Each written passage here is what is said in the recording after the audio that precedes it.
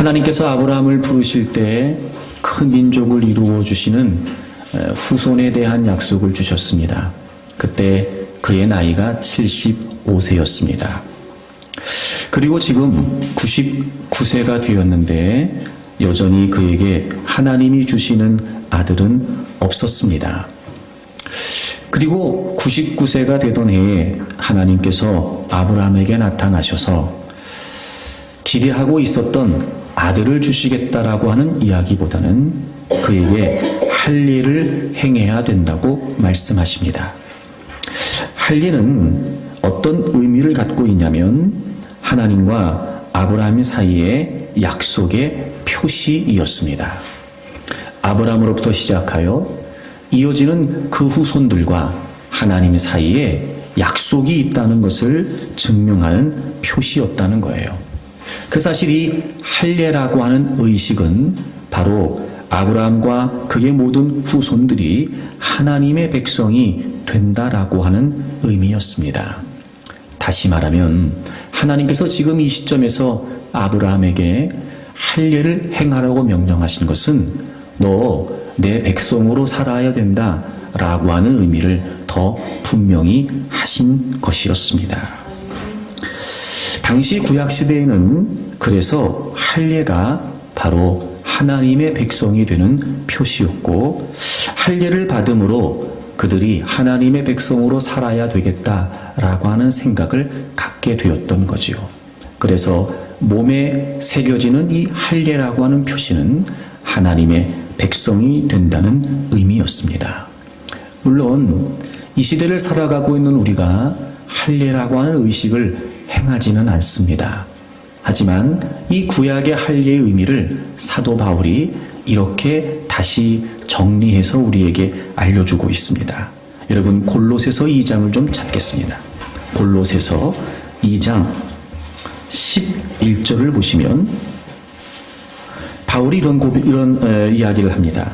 또 그 안에서 너희가 손으로 하지 아니한 할례를 받았으니, 여기서 그 안에서라는 건 예수님 안에서라는 걸 의미해요.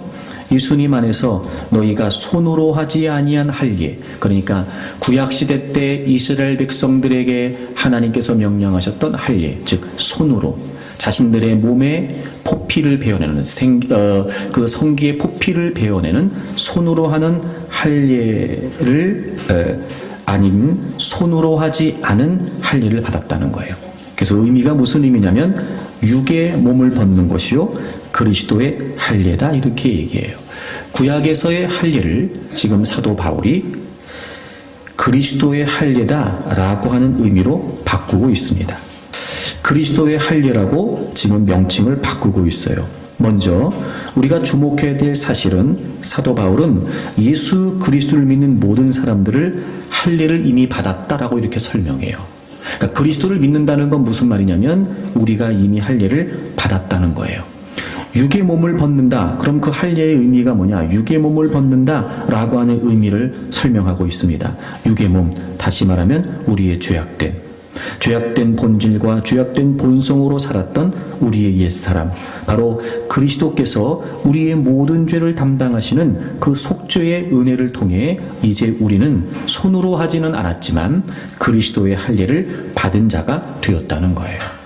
그러니까 할례라고 하는 의식을 행하지는 않지만 예수님께서 나의 죄를 위해 십자가에서 죽으시고 부활하신 것을 믿습니다 라고 그리스도를 믿는 모든 사람들은 이제 그리스도를 통해 그분의 속죄를 통해 우리는 할례를 다 받은 것이 된다는 거죠. 할례라고 하는 의식을 행하진 않지만 여전히 이 할례라고 하는 의미는 우리에게도 유효하다는 거예요. 다시 말하면 이런 겁니다. 이스라엘 백성들이 할례를 받음으로 내가 하나님의 백성이 되어 하나님의 백성으로 살아야 된다라고 하는 의식을 가졌던 것처럼 이 시대를 살아가는 모든 그리스도인들은 역시 그리스도를 믿음으로 하나님의 자녀가 되었으니 하나님의 자녀답게 살아야 된다는 거예요. 그러니까 할례의 의미가 무엇이냐? 단순히 하나님의 백성이 된다라고 하는 의미만 담고 있는 것이 아니라 하나님의 백성된 흔적을 가지고 어떻게 하면 우리가 하나님의 자녀답게 하나님의 백성답게 살아갈 수 있을까라고 하는 의미가 할례에 담겨져 있다는 겁니다. 여러분 다 예수 그리스도를 믿으시지요? 여러분 다 예수 그리스도가 여러분의 죄를 위해 죽으시고 부활하신 여러분의 구세주가 되신다는 사실을 다 믿으시지요? 이제 여러분들은 그리스도의 할례를 받은 분들입니다. 그러므로 여러분 우리는 다 하나님의 자녀답게 살아야 된다는 거죠. 오늘 설교의 제목이 이겁니다. 우리의 정체성은 내가 누구냐는 거죠. 우리의 정체성. 여러분 우리의 인생을 살아감에 있어 우리의 정체성 바로 우리는 하나님의 백성이라는 거예요. 그러므로 우리는 하나님의 백성답게 살아야 합니다. 그래서 말씀을 통해서 도대체 그러면 하나님께서 아브라함에게 할례를 행하라고 말씀하셨던 당시의 의미가 무엇일까? 하나님의 백성답게 살라고 요구하셨던 하나님의 요구는 과연 무엇일까? 할례라고 하는 의식을 통해 아브라함과 그의 후손들이 하나님의 백성답게 살아야 된다고 말씀하셨던 그 의미는 과연 무엇일까? 오늘을 살아가고 있는 우리가 하나님의 자녀된 우리가 도대체 어떻게 사는 것이 우리의 정체성을 따라 하나님의 자녀답게 사는 것일까? 여러분 말씀을 함께 나누려고 합니다. 이 본문의 말씀을 준비하면서 저에게 참 은혜가 되었던 대목을 먼저 여러분과 나누려고 그래요. 이 본문의 배경을 보시게 되면 여러분 먼저 17장 이전에 16장 맨 마지막 절을 좀 보겠습니다. 이런 사건이 있었어요. 여러분 창세기 16장 16절을 보시면 하갈이 아브라함에게 이스마엘을 낳았을 때에 아브라함이 86세였더라. 이렇게 16장에 끝납니다.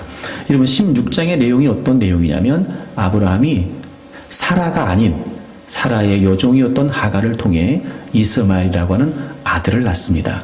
그때의 나이가 86세였어요. 그리고 17장 1절이 이렇게 시작하죠. 아브라함이 99세 때 여호와께서 아브라함에게 나타나셨어요. 여러분 17장 1절 즉 하나님이 아브라함에게 나타나셔서 너 할례를 행해라 라고 말씀하셨던 때가 아브라함이 99세 때예요. 그리고 16장의 마지막이 아브라함이 86세 때예요. 이스마엘을 낳은 그때. 그리고 지금 창세기 17장까지 얼마의 시간이 흘렀냐면 13년의 시간이 흘렀어요. 13년의 시간이. 꽤 긴 시간이었죠. 하나님께서 아브라함에게 나타나셔서 너 할례를 행해라. 내 백성답게 살아야 된다. 라고 말씀하시기까지 아브라함이 이스마엘을 낳고 13년의 긴 시간이 흘렀어요. 이 시간이 과연 어떤 시간이었을까? 이 시간이 과연 어떤 시간이었을까? 아브라함은 이스마엘을 낳고 13년 동안 적당히 편안하게 살았던 것 같아요.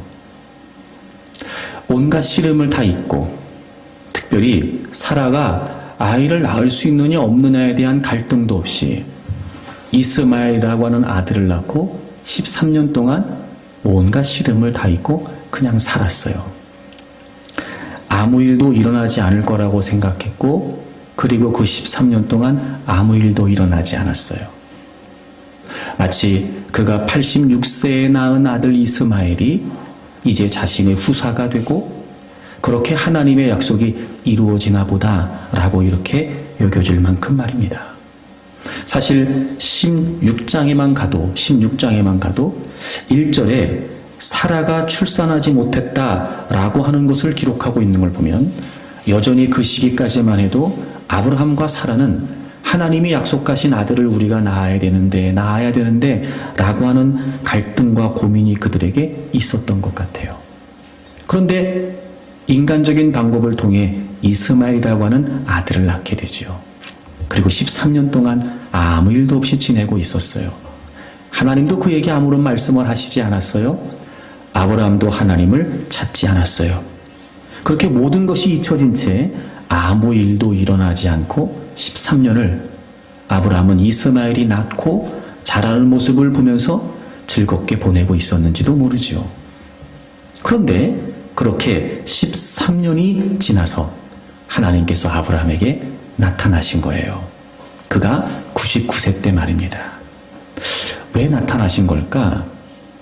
아무 일도 없이 시름 없이 살고 있었던, 아이를 낳나 못 낳나 이런 고민도 없이 13년 동안 그냥 무던히 살고 있었던 아브라함에게 하나님이 도대체 왜 이 시점에서 나타나신 걸까? 그 하나님의 의도를 엿볼 수 있는 대목이 17장 1절 2절에 등장을 합니다. 먼저 여러분 1절을 보세요. 아브라함이 99세 때 여호와께서 아브라함에게 나타나서 그에게 이르시되 나는 전능한 하나님이라. 먼저 하나님이 전능하다고 말씀하세요. 그리고 너는 내 앞에서 행하여 완전하라. 2절을 보세요. 내가 내 언약을 나와 너 사이에 두어 너를 크게 번성하게 하리라. 이렇게 말씀하세요. 13년이 지난 지금 왜 하나님이 그에게 나타나신 걸까? 첫째, 하나님은 이렇게 말씀하시네요. 내가 내 언약을 나와 너 사이에 둔다. 나와 너 사이에 세워놓는다. 이렇게 말씀하세요. 여러분 참 재밌는 표현이 뭐냐면 보통 우리가 약속, 언약이라고 말하면 서로 상대가 존재해요. 쌍방이 존재해요. 그래서 서로 간의 합의에 의해 약속을 하는 건 우린 약속이라고 생각해요. 근데 오늘 하나님께서 그 언약에 관해 뭐라고 말씀하시냐면 내 언약이라고 말씀하세요. 내 언약. 여러분 한 번이 아니에요. 4절에 보세요. 보라 내 언약이. 7절 보세요.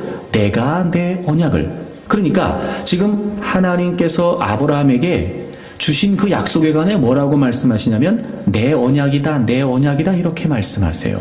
이건 무슨 의미를 갖냐면 우리가 보통 생각하는 쌍방이 합의하에 약속을 하는 그런 의미의 약속이 아니었고요. 이 약속의 주체가, 언약의 주체가 하나님이 되신다는 거예요. 그도 그럴 것이 여러분 하나님께서 창세기 12장 아브라함이 75세에 나타나셔서 약속을 주실 때 아브라함의 의사, 아브라함의 의지와 상관없었어요. 하나님께서 그에게 약속을 부여하신 거였거든요. 그러니까 이 약속의 주체가 분명히 하나님이라는 걸 아브라함에게 기억하시기 위함이었어요. 그래서 그 언약을 하나님께서 주도적으로 이끌어 가신다는 거지요. 여러분 이런 겁니다. 지금 하나님이 내 언약을 나와 너 사이에 둔다라고 이렇게 말씀하시면서 내 언약이라고 말씀하시는 건 이제 아브라함에게 하나님께서 주셨던 그 약속을 다시 기억하게 하시는 거예요. 기억하게 하시는 거예요. 그리고 내 언약이라고 말씀하신다. 즉 이 하나님의 언약은 뭐였냐면 하나님의 약속을 믿음으로 받고 그 약속을 절대적으로 순종하면 언약의 주체가 되신 하나님께서 그 약속을 이루어 주시겠다는 거였어요. 그러니까 하나님께서 아브라함에게 주셨던 약속은 하나님의 약속으로서 하나님이 주신 그 약속을 아브라함은 믿음으로 받아 그 말씀을 순종하게 되면 하나님은 그 약속을 이루어 주시겠다라고 하는 그 하나님의 뜻이 그 약속 안에 담겨져 있던 거였어요. 그렇게 하나님이 아브라함을 75세 때 부르신 거였거든요. 그래서 이 언약 관계를 통해 계속해서 성경에서 그 언약 관계를 나타내는 특징적인 표현이 뭐였냐면 너희는 내 백성이 되고 나는 너희 하나님이 된다는 거예요. 하나님의 주권적인 약속이 아브라함에게 선포됐고 그 선포된 약속에는 아브라함을 향하신 하나님의 분명한 목적이 담겨져 있었어요. 그리고 그 약속은 하나님이 주신 약속이었기 때문에 반드시 하나님이 이루신다는 의미가 담겨져 있었던 거였죠. 그래서 이제 하나님은 아브라함의 하나님이 되셨고 아브라함은 하나님의 백성이 되었던 거예요. 바로 그 언약, 그 언약에 관해 하나님이 말씀하세요. 그런데 언약에 관해서만 말씀하신 것이 아니라 그 언약을 하신 하나님이 어떤 분이신지에 관해서도 말씀하세요. 나는 전능한 하나님이라. 여러분 왜 이 시점에서 하나님께서 전능한 하나님이시다라고 하는 선언을 하셨던 걸까요? 지금 아브라함이 하나님을 전능한 하나님으로 믿지 않고 있었기 때문이에요. 다시 말하면 그 약속을 주신 하나님이 전능하신 하나님이라고 하는 사실을 까맣게 잊은 채 인간적인 시도를 통해 낳은 얻을 이스마엘이 전부이고 그 이스마엘이면 충분했고 그리고 이제 더 이상 아이를 낳는다 못 낳는다 고민 없이 13년 동안 아무 일도 없이 살고 있었어요. 아니 어쩌면 아무 일도 일어나지 않았으면 좋겠다 이런 마음 아니었을까? 왜? 지금이 좋아요. 그냥 이스마엘이 나왔으니까요. 이스마엘이 있으니까요. 그냥 그가 낳고 자라는 걸 보는 걸로 충분해요. 그냥 그렇게 하나님이 자신과의 약속을 이어주셨으면 좋겠어요. 그리고 이제는 더 이상 아들을 낳아야 되나 말아야 되나 이런 고민도 없어요. 그렇게 13년의 세월이 흐른 거예요. 근데 하나님이 말씀하시네요. 여전히 나는 나의 언약을 나와 너 사이에 두고 있다. 너는 지금 내가 전능하다는 걸 믿지 않지? 하지만 나는 전능한 하나님이다 라고 말씀하시는 거예요. 하나님의 약속이 분명히 있었어요. 그럼에도 불구하고 그 약속이 실현 불가능하다고, 모든 것이 다 끝났다고, 이제 이스마엘이면 충분하다고 생각했기 때문에 하나님은 그게 아니라는 걸 아브라함에게 다시 말씀해 주시는 거예요. 적어도 이 시점에서는 정말 말 그대로 아이를 낳는다는 것은 불가능한 상황이었어요. 그러지면 이제 아브라함도 하나님이 그에게 주셨던, 그가 처음 하나님으로부터 받았던 그 분명한 하나님의 약속을 이제 다 잊고 살기에 충분했죠. 24년 전에 하나님이 그를 부르셨어요. 내가 너로 큰 민족을 이루어 주겠다. 내가 너로 하여금 복 그 자체가 되게 할 것이며 너로 말미암아 모든 민족들이 복을 받게 될 것이다. 하나님이 그에게 약속을 주셨어요. 여러분, 그때 아브라함이 어땠지요? 그 약속 하나 믿고 모든 것을 다 버리고 떠나라고 하셨던 하나님 말씀에 그대로 순종하지요. 하나님께서 주셨던 그 약속 안에 담겨져 있었던 그 하나님의 분명한 계획들을 아브라함이 다 믿음으로 수용했던 거지요. 그리고 순종했던 거예요. 그리고 24년이 흘렀어요. 아브라함은 지금 그 약속을 까맣게 잊고 있었던 거죠.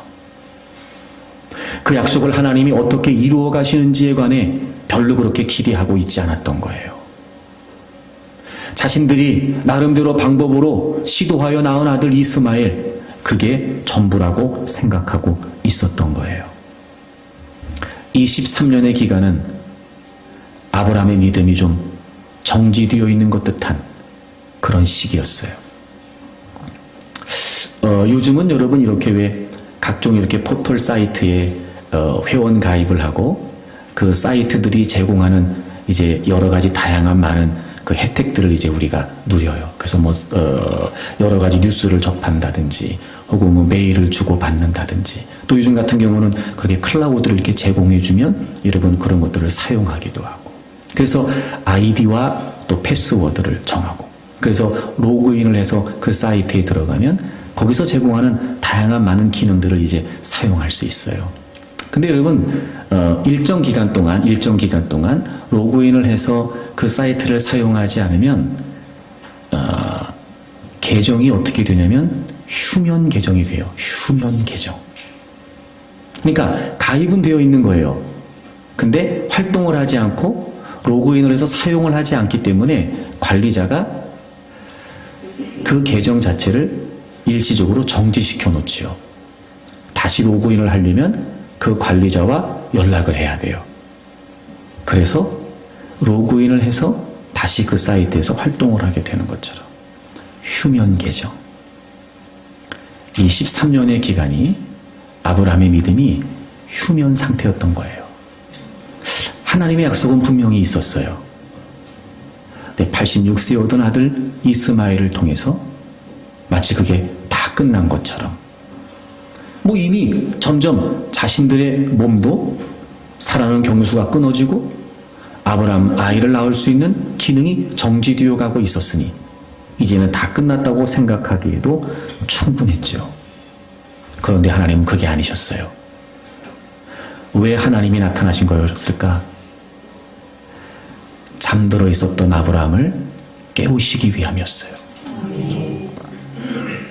본래 하나님이 그에게 주셨던 약속, 그를 향해서 갖고 계셨던 하나님의 계획, 하나님께서 이루어 가시기를 원하셨던 방법, 이제 다시 그를 일깨우셔서 하나님의 약속을 따라, 하나님의 비전을 따라 그를 이끌어 가시기 위해서, 잠들어 있었던 그를 깨우시기 위해서, 그가 잊고 있었던 하나님의 약속을 분명히 상기시키시기 위해서 하나님이 지금 아브라함을 찾아오신 거였어요. 여러분, 너무 은혜롭지 않습니까? 지금 아브라함이 살고 있는 모습을 보면 하나님 입장에서 봤을 때 굉장히 서운하셨을 거예요. 그렇게 살면 안 되는 게 분명했어요. 하나님의 의도는 그게 아니었는데 말입니다. 하나님이 하나님의 뜻대로 주신 아들도 아니었어요. 자기들이 인간적인 시도를 통해 아들을 낳고 마치 그것이 전부인 양 아무런 시름도 없이 하나님을 찾지도 않고 13년을 살고 있었단 말이에요. 점점 하나님의 약속으로부터는 멀어지고 있었겠죠. 그렇게 13년이 지났는데 그럼에도 불구하고 하나님은 또 아브라함에게 나타나신 거예요.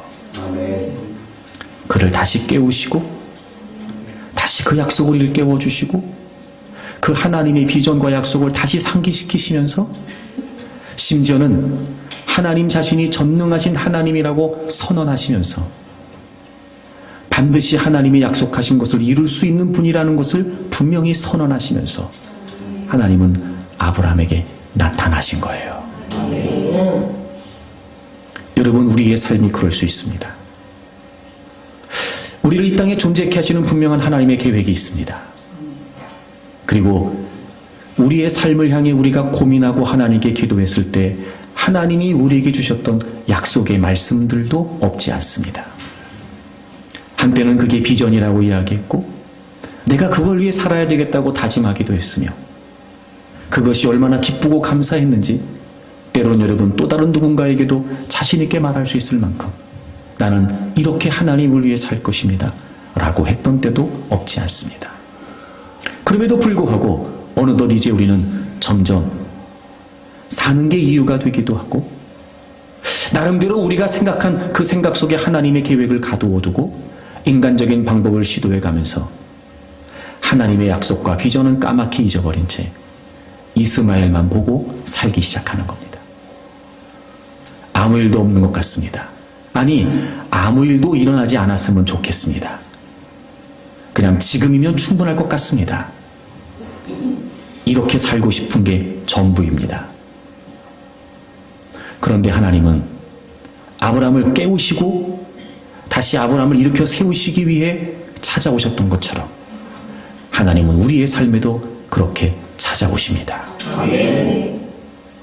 때로는 우리의 믿음이 휴면 믿음이 된 것처럼 믿음이 있으나 믿음이 없진 않으나 즉 하나님의 백성인 건 분명하지만 하나님의 백성으로서의 본질을 잃어버린 채 내가 하나님 자녀라고 하는 분명한 정체성, 나를 향하신 그 하나님의 계획과 그 하나님의 비전과 그 하나님의 약속 있음에도 불구하고 여러분 그것과 상관없이 살고 있는 우리를 하나님은 하나님의 때에 찾아오셔서 다시 우리를 자극하시고 다시 우리를 일깨워 주신다는 거예요. 아멘.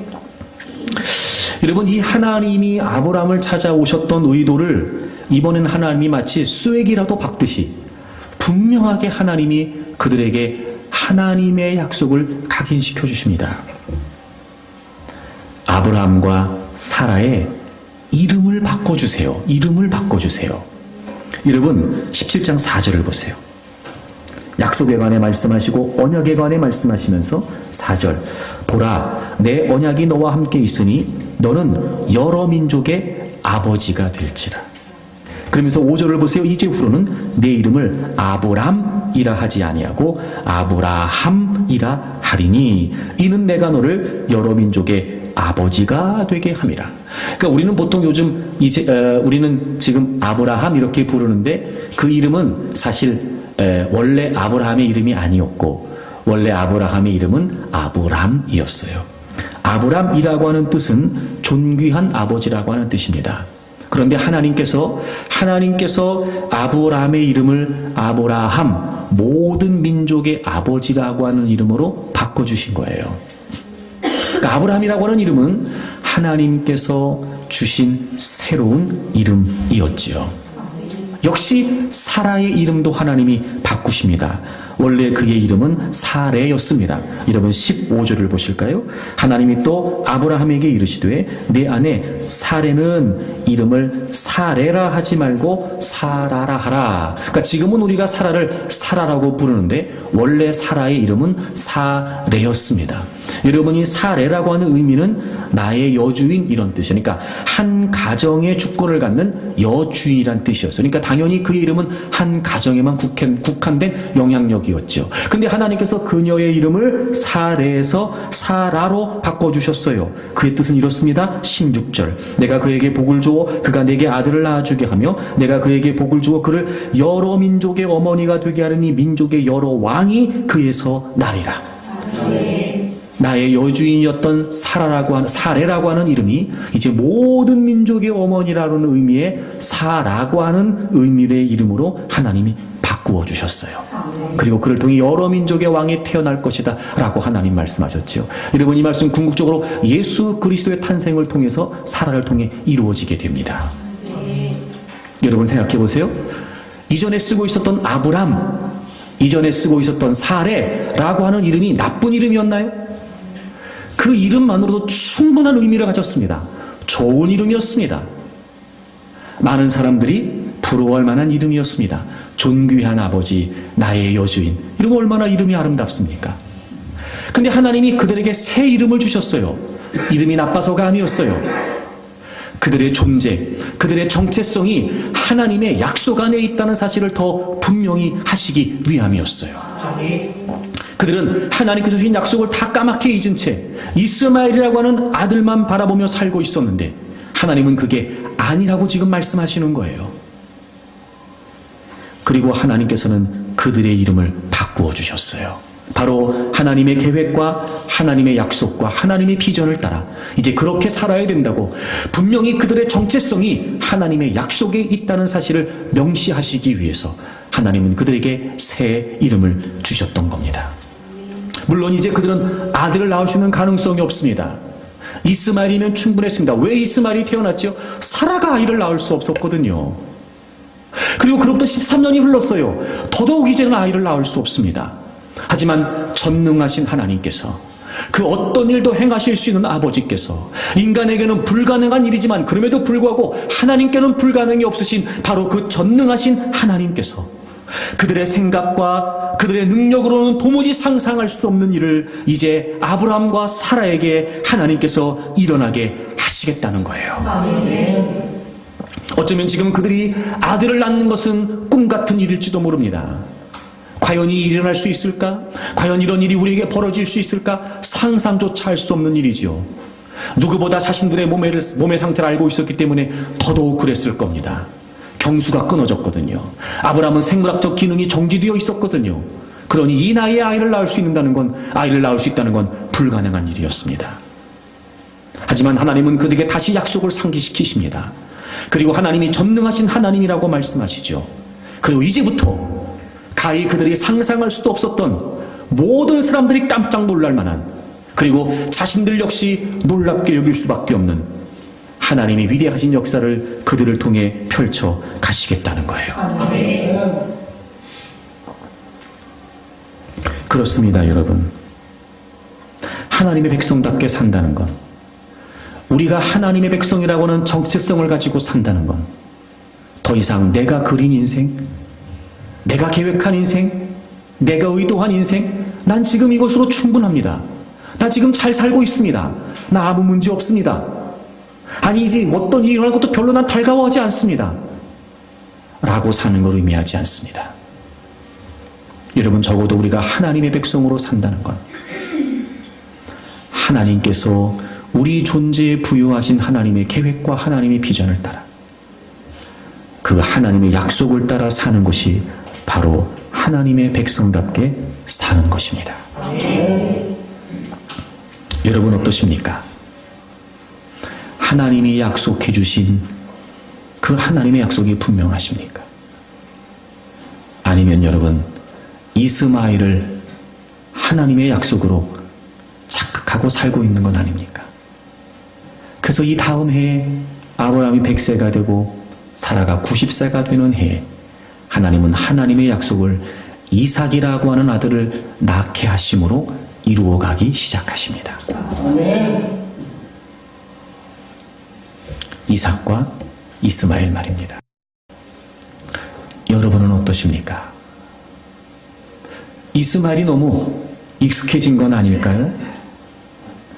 이제 이렇게 사는 것도 힘들게 적당히 지금 살고 있는데 무슨 이제 와서 무슨 이삭입니까? 이제 와서 무슨 하나님의 계획입니까? 하나님, 난 지금이 좋습니다. 아브라함이 보냈던 그 13년의 세월, 이스마엘로 충분했고 이스마엘이 전부라고 생각했고 이스마엘만 보고 살았던 그 13년의 세월.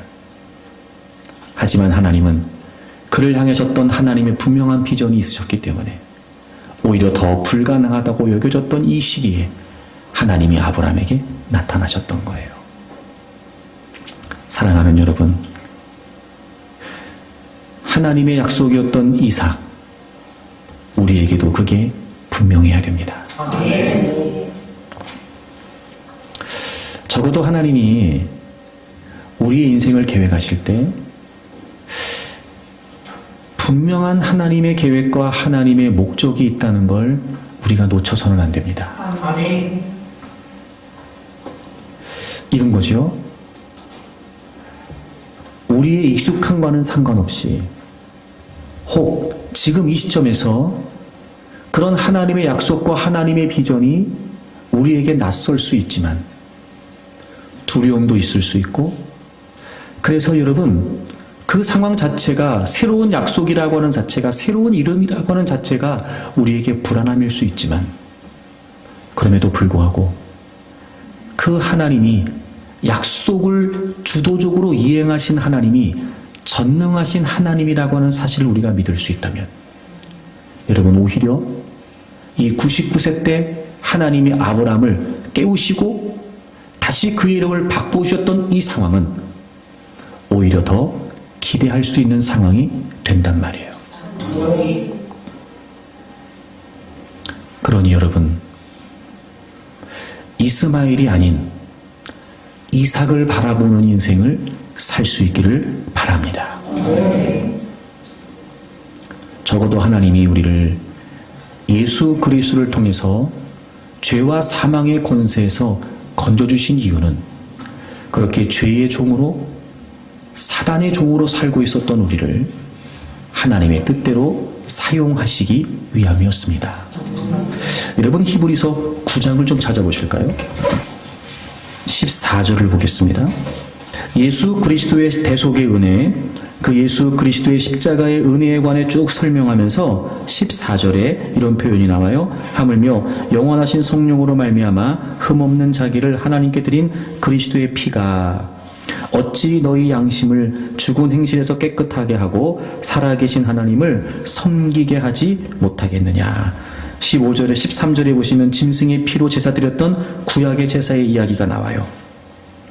그것으로도 육체가 정결하게 됐고 거룩하게 여겨져 하나님께 나아갈 수 있었다면, 14절 하물며 예수 그리스도의 피가 당연히 우리를 깨끗하게 할 수 있고 그리고 살아계신 하나님을 섬기게 한다는 거예요. 여러분, 죄의 지배를 받고 사단의 종로로 타고 있었던 우리를 예수 그리스도께서 십자가의 대속의 은혜로 건져주셨음으로 말미암아 여러분, 이제 우리는 하나님을 섬길 수 있는, 살아계신 하나님의 뜻을 받들 수 있는 하나님의 도구로, 하나님의 거룩한 도구로 이미 우리가 바뀌었다는 거예요. 그러니 여러분, 누구라도 예수 그리스도를 믿는다면 누구라도 하나님의 뜻을 받들어 하나님을 섬길 수 있는 하나님의 도구가 된다는 겁니다. 그래서 여러분, 에베소서 1장을 보시면 이 구원에 관해, 이 구속에 관해 이렇게 우리에게 설명해 줍니다. 여러분, 에베소서 1장을 좀 보세요. 4절에 보시면 곧 창세전에 그리스도 안에서 우리를 택하사 우리로 사랑 안에서 그 앞에 거룩하고 흠이 없게 하시려고 그 기쁘신 뜻 우리를 예정하사 예수 그리스도로 말미암아 자기의 아들들이 되게 하셨어요. 여러분, 구속의 은혜를 통해 우리가 하나님의 자녀가 되게 하셨다고요. 6절 보세요. 이는 이유가 뭐냐면 그가 사랑하시는 자 안에서 우리에게 거저주시는 바 그의 은혜의 영광을 찬송하게 하려는 것이라. 여러분, 우리를 건져내신 이유가 그 은혜를 찬송하게 하려는 것이래요.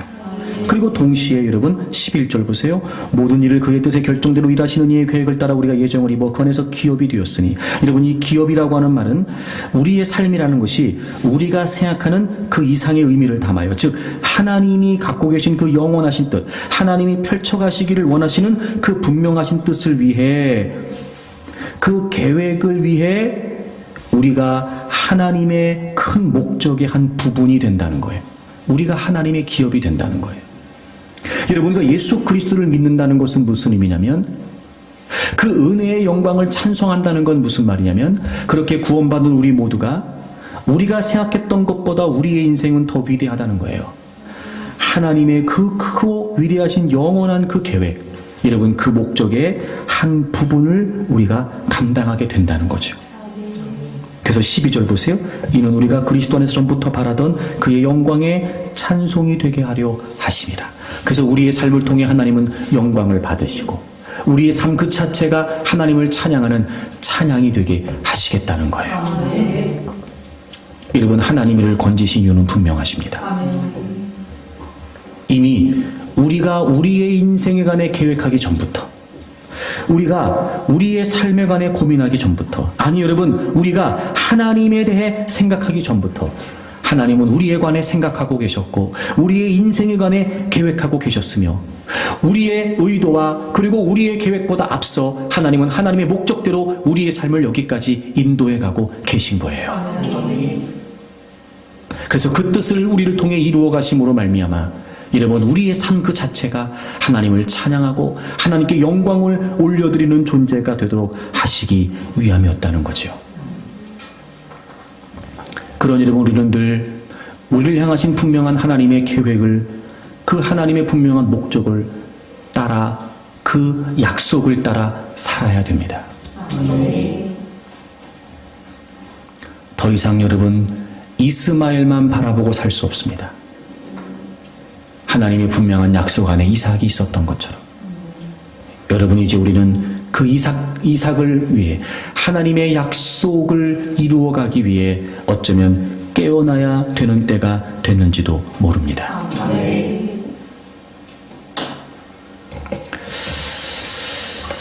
그런데 여러분, 우리가 이 하나님의 비전에 관해 말할 때, 하나님의 계획에 관해 말할 때 한 가지 놓치지 말아야 될 중요한 부분이 하나 있습니다. 그게 뭐냐면 바로 교회입니다.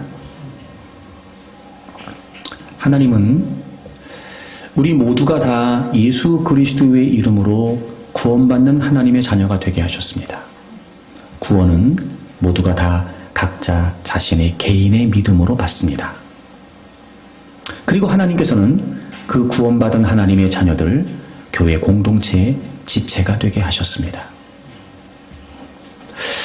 우리가 하나님의 약속이다, 하나님의 비전이다, 하나님의 계획이다라고 말할 때 물론 출발은 개인적으로 출발합니다. 하지만 여러분, 개인이 감당하거나 개인이 이루는 것이 아니라 하나님께서 주님의 몸된 교회를 통해 이루어 가시는 거예요. 여러분, 우리가 지금 에베소서 1장을 찾았잖아요. 에베소 1장을 좀 더 보겠습니다. 먼저 18절을 보시면 바울 사도가 이런 고백을 합니다. 에베소 교인들을 향해서 너희 마음의 눈을 밝히사 그의 부르심의 소망이 무엇이며 성도 안에서 그 기업의 영광의 풍성함이 무엇이며, 그리고 19절 맨 마지막에 보면 이러한 것을 너희로 알게 하시기를 구하노라. 여러분, 지금 바울 사도가 에베소 교회를 향해 원하는 기도의 제목이 있었어요. 부르심의 소망. 기업도 나왔죠. 하나님의 계획, 하나님의 목적의 그 일부분을 담당하는 우리, 그 기업의 영광의 풍성함. 그러니까 부르심의 소망과 하나님의 기업의 풍성함이, 그리고 하나님께서 베푸신 능력이 얼마나 큰지를 너희가 알기를 원한다.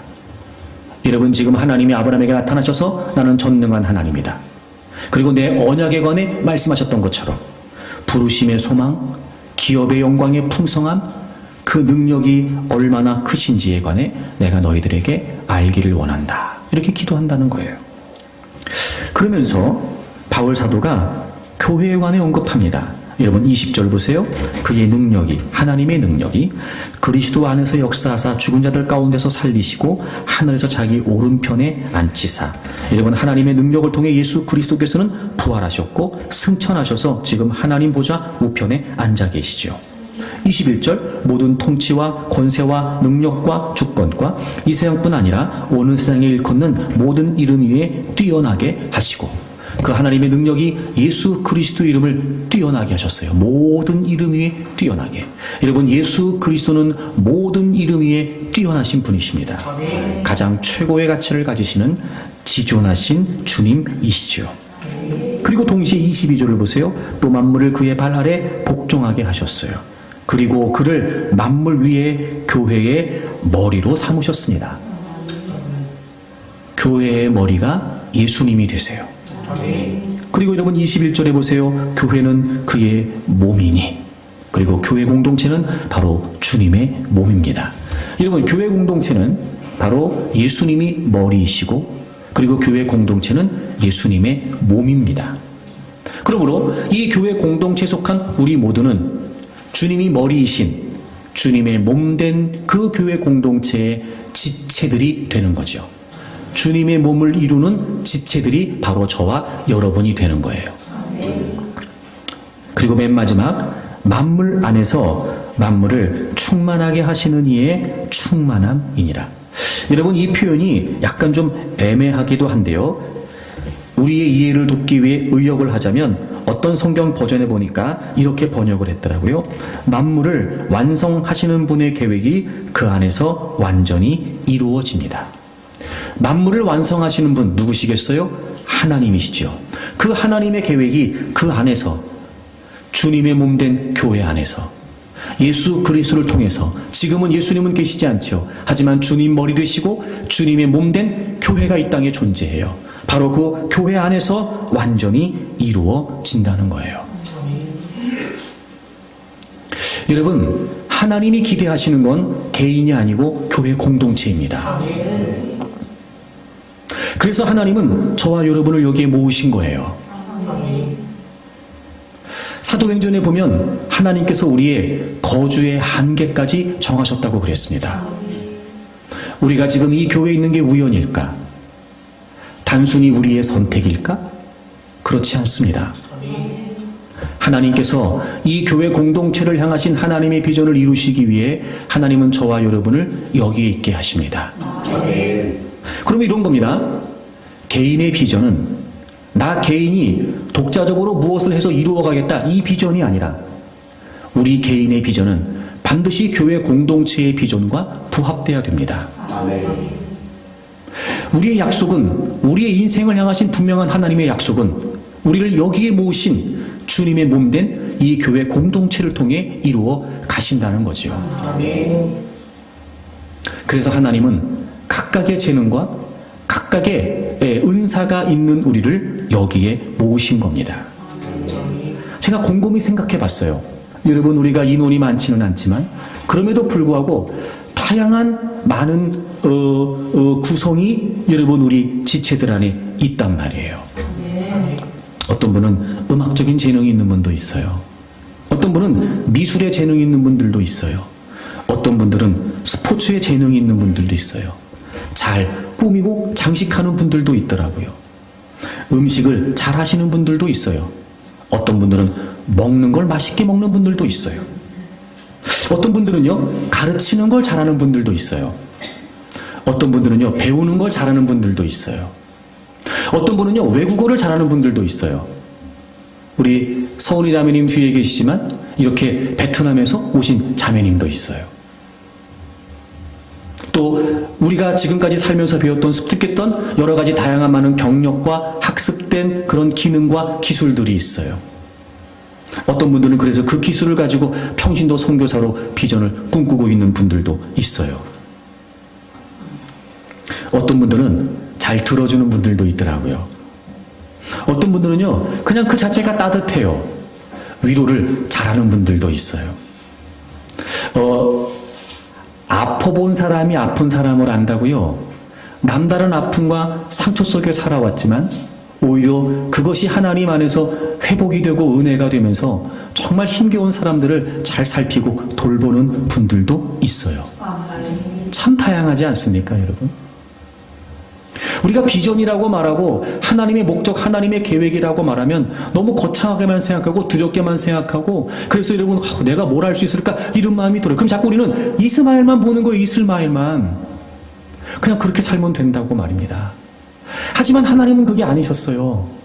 여전히 하나님은 우리를 사랑으로 추적하셔서 하나님의 계획대로, 하나님의 목적대로 우리를 사용하기를 원하시고, 지금 우리는 이 분명한 하나님의 목적이 상상조차 되지 않고 가늠조차 되지 않아 또 우리 눈에 보여지지 않으니까 이게 나를 통해, 우리 교회 공동체를 통해 어떻게 이루어질까 싶은 의구심이 있는 것도 사실이지만, 그럼에도 불구하고 하나님이 우리를 분명한 하나님의 비전 속에 여기에 모으셨다는 건 지금 아브라함과 사라가 상상도 하지 못할 만큼, 하지만 그럼에도 불구하고 그들의 이름을 바꿔주시면서 새 이름을 그들에게 주시면서 그들의 정체성에 맞게 하나님의 계획과 하나님의 비전에 맞게 살도록 다시 일깨워 주시는 것처럼, 여러분, 하나님은 지금도 우리에게 말씀하시고 지금도 우리에게 주신 약속이 유효하다는 걸 전능하신 하나님께서 우리에게 가르쳐 주시는 건 아닐까 말입니다.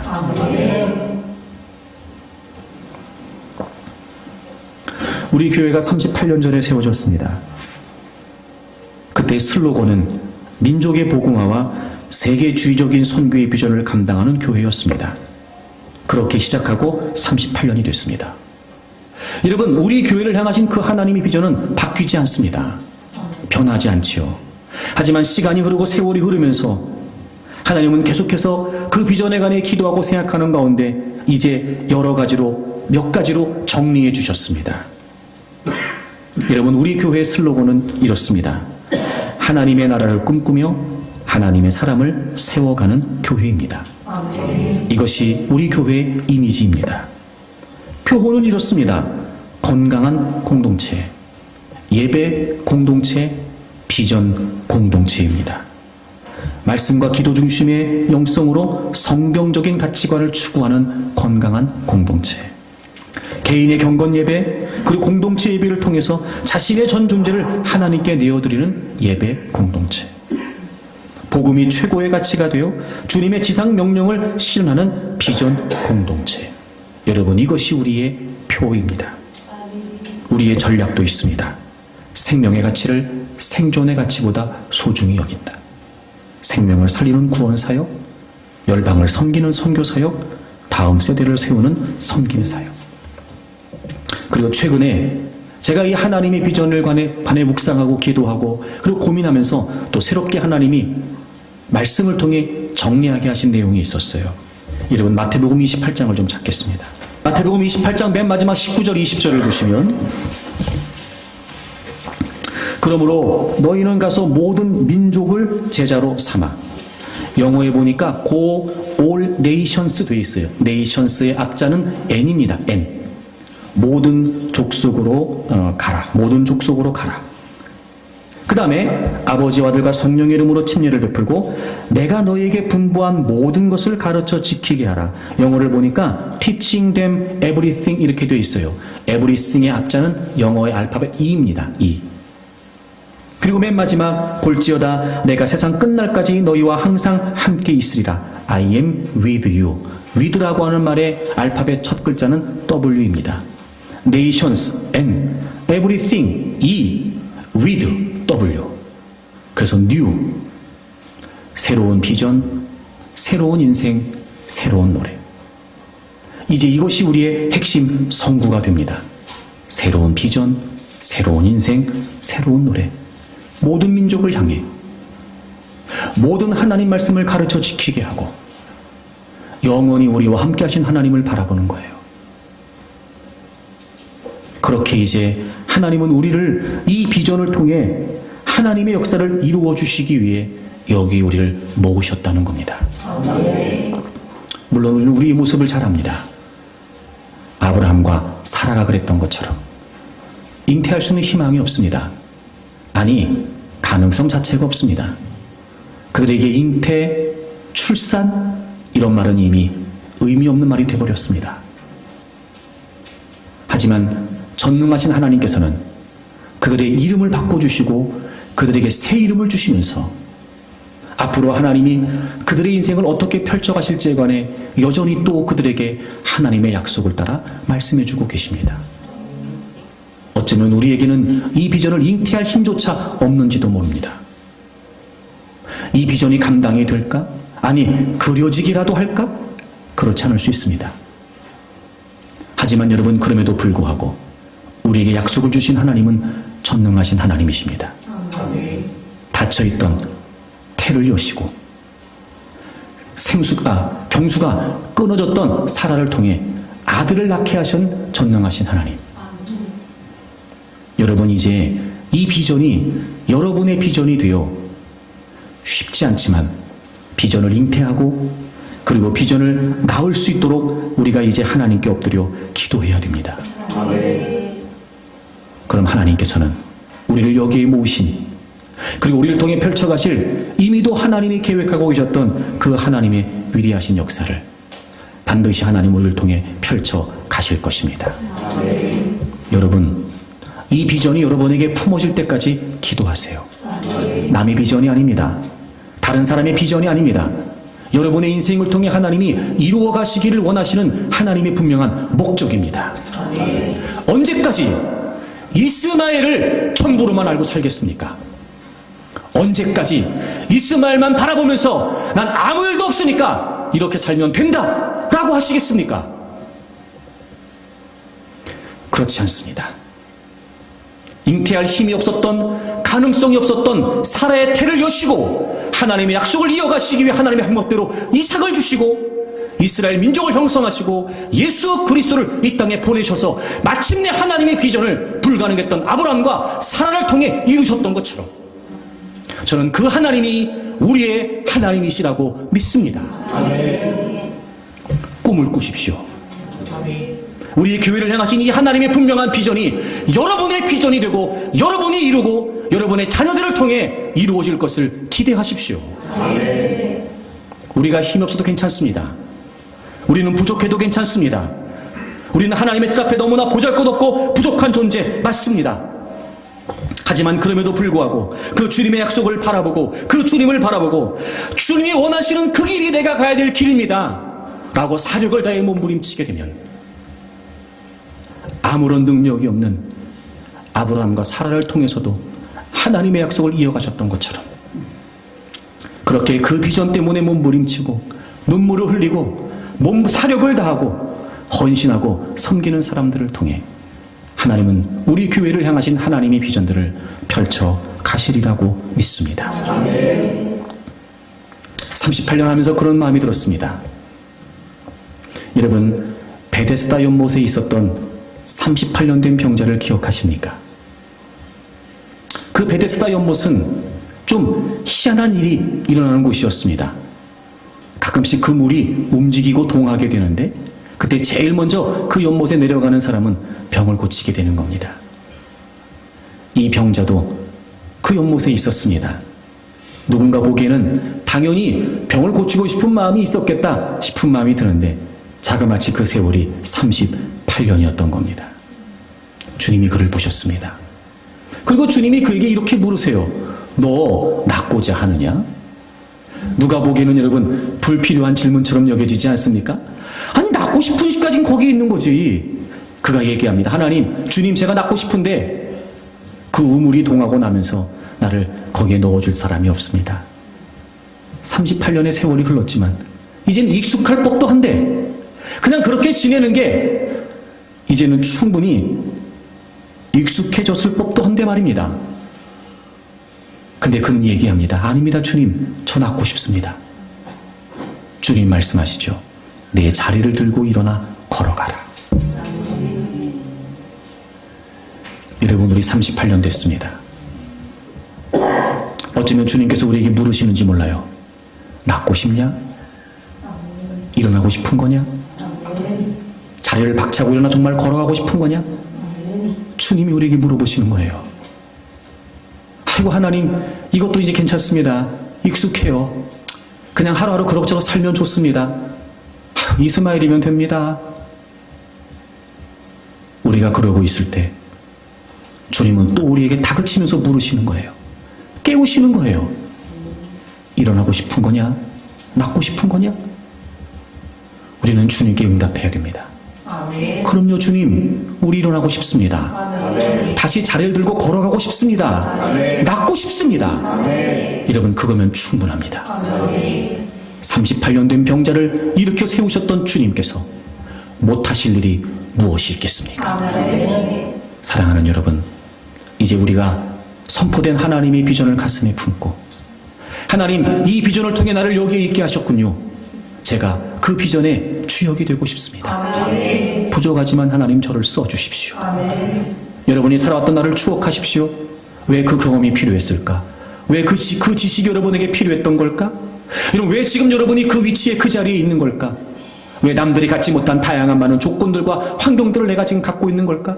여러분, 분명한 하나님의 비전, 이삭 때문이지 이스마엘 때문은 아니라 말입니다. 아멘. 하나님 백성으로서의 정체성, 우리를 향하신 투명한 하나님의 비전을 가슴에 품고, 여러분 이제 낫기를 원합니다. 일어나기를 원합니다. 라고 한 마음으로 몸부림치게 되면 하나님은 우리의 기도를 통해 비전을 잉태하게 하실 것이며, 눈으로 보이지 않던 비전을 하나님이 보게 하실 것이고, 여러분 우리를 통해 하나님의 역사를 이루어 가시리라고 믿습니다. 여러분 모두, 우리 모두 그런 하나님의 비전의 주역들이 되고, 하나님의 약속을 이루어 우리의 존재 자체가 하나님을 찬양하고, 그리고 하나님의 영광이 되기를 바랍니다.